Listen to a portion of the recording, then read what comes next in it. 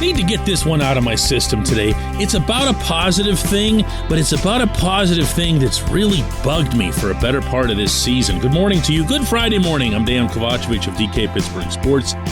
This is Daily Shot of Penguins. It comes your way bright and early every weekday if you're into football and or baseball. I also offer daily shots of Steelers and Pirates where you found this. Penguins versus Winnipeg tonight. 7:08 p.m. face-off. I will be there. I don't miss Winnipeg nights, whether they are here or there or anywhere. The Penguins had a practice yesterday in Cranberry. The Jets had a game last night in Buffalo, winning 4-2 on 38 saves by Connor Hellebuyck. The good part of that is that Hellebuyck played, which would lead one to believe that David Rittich could be the goaltender tonight for Winnipeg. If so, let's just say that there aren't many goaltenders who aren't a major step down from Hellebuyck, and that would be a positive for the Penguins. Jason Zucker's been a big positive for the Penguins. He's what I want to talk about. He's the positive. He's the guy. If you go back to the game in Tempe, Arizona against the Coyotes, the Penguins really needed to end a 6-game losing streak. They didn't want to fly all the way to Montreal for Chris Letang's father's funeral and then, face him on a 7-game losing streak. And they talked about they wanted to win one for him. They really needed to kind of turn things around. And it was Zucker who did that maybe more than anyone else on the rink. Really just got the legs going, barked like crazy, and all of a sudden, you started to see the Penguins do their thing, right? Other night against Vancouver, the Canucks get up 3-0 in the first 7 minutes. Casey DeSmith couldn't stop anything, and yet at the same time, the team wasn't all that great around him. So what ends up changing things? Well, Mike Sullivan obviously changes. His goaltender goes to Dustin Tokarski, and coincidence or not, the Penguins start playing better. But upon closer inspection, it really was Zucker who was getting it done. He was getting it done from the scoring standpoint. He was getting it done physically, knocking Connor Garland into the next century with a completely clean check. And he was getting it done verbally, chatted up a storm. And at this point, you might be guessing where I'm going with all this, because why? Why is this necessary? Why is Sullivan as comfortable as he seems to be when he now says repeatedly that Zucker is one of those guys who can drag us into the fight? Drag us into the fight. Remember, he brought that up initially about a month ago after that win over the Rangers. Really, really flat start. Zucker dragged us into the fight. Why is anyone, including, by the way, the head coach, needed to drag the team into the fight?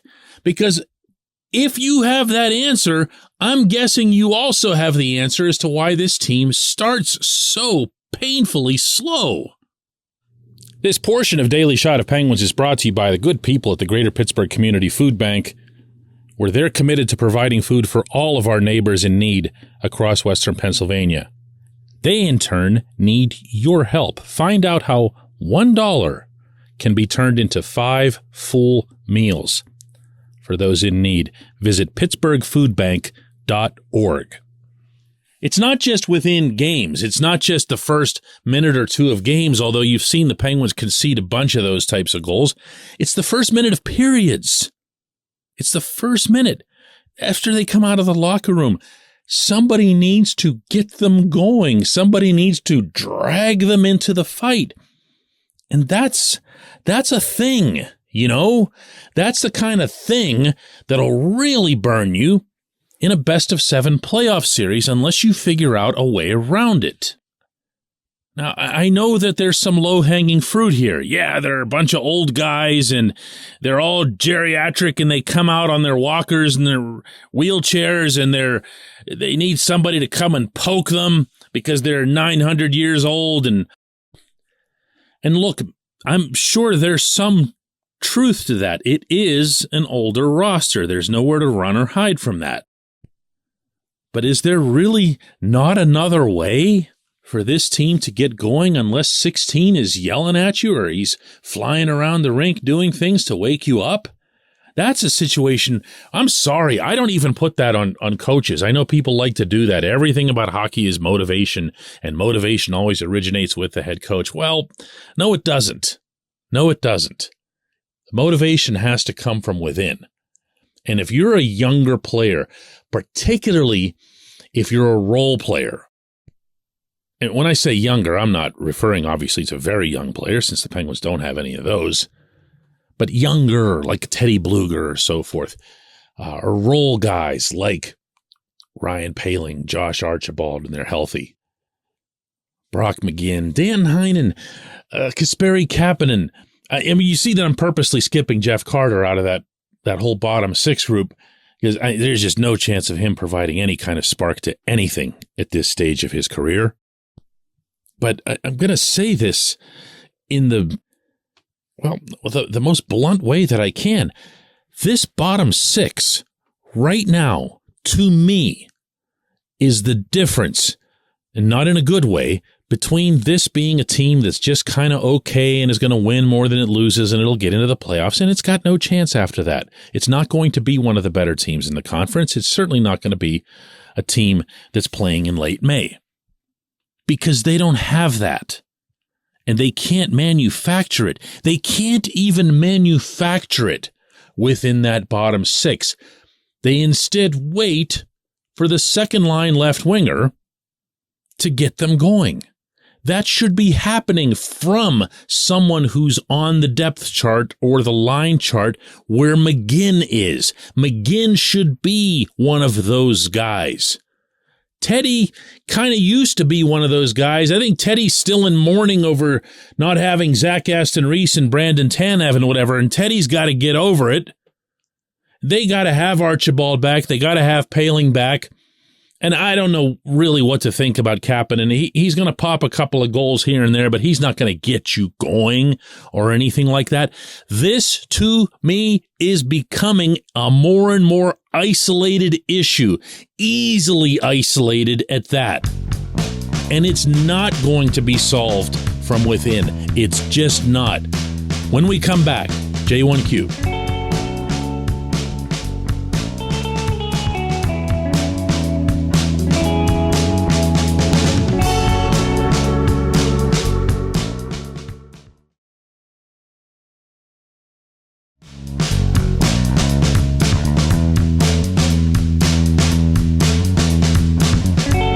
Today's J1Q comes from Matt, who says, DK, your Thursday podcast about the inconsistency of Casey DeSmith led me to this question.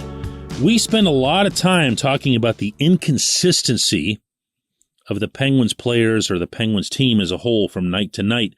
Do you think hockey as a sport leads to more inconsistency than football or baseball? And if so, why? I love this question with all my heart, Matt. I just want to get that out of the way first. As someone who covers all three of the major sports in Pittsburgh, I can tell you that there's only one that ever brings up effort. It's only hockey. In hockey, if you lose, even if it's a 5-4 game or whatever, 1-0, chances are really, really good, probably about 90%, that you're going to be able to go in that locker room and hear at least one player refer to something that's related to effort. Whereas I can go into the Steelers room and never hear a syllable about it. Why? Because everything is just max effort. It's just who we are. You never hear them say the other guys just wanted it more than us. Okay? Try to think of the last time you heard that in football, not just with the Steelers, with any team. And baseball is more of a specialized precision sport. You can have a night where a team looks lethargic at the plate because they're not having great approaches, because they're not taking enough pitches, working deeper into counts. And you can have certain situations where someone might not lay out for a fly ball or a line drive, or they won't be taking extra bases when they're there. But even then, even then, you don't hear about effort. You'll hear, we just didn't have it tonight, or it wasn't our night, or that pitcher was really on. In hockey, it's almost everything after a loss. We didn't work hard enough. We needed to do this. We needed to go harder to the net. You'll hear that term a lot too. Harder, harder, harder. Well, what does that imply? Effort. It's all about effort. Sidney Crosby, who has one of the great minds for this sport in the history of this sport, will still be one of those people after a game who will say afterward, we just didn't, we didn't go hard enough. We didn't put out what they did. They looked like they were after it a lot more than we were, and we're going to have to go that much harder the next time out. Only in hockey. You won't hear them say something like, rarely, you'll hear it occasionally, but something like, you know what, they had us really mesmerized with that stringing 4 guys across their blue line, and we didn't really have an answer for it. What we really needed to do was to find a way to just, chip and chase past them and do this tactically. No, we just didn't play hard enough. So you're so used to hearing it. I'm so used to hearing it. Everyone's so used to hearing it, or in their case, saying it, that it just becomes kind of accepted.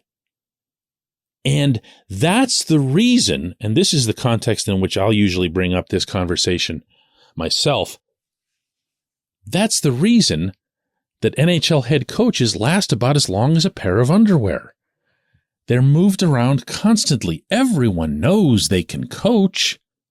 That's why you keep seeing Peter DeBoer show up at this city or that city or wherever, because everyone knows he can coach. Everyone also knows that eventually the voice gets a little bit stale, and there's only so many different ways you can tell people to play harder.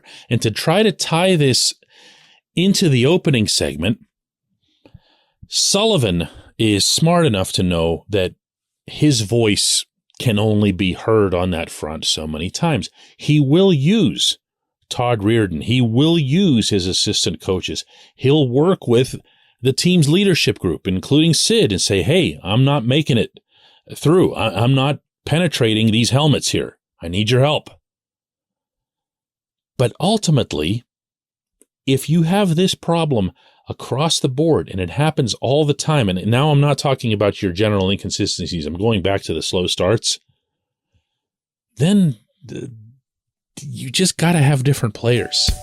You've got to have different players. This team needs a bottom 6 makeover. I appreciate the question. I appreciate everyone listening to Daily Shot of Penguins. We'll do another one of these on Monday.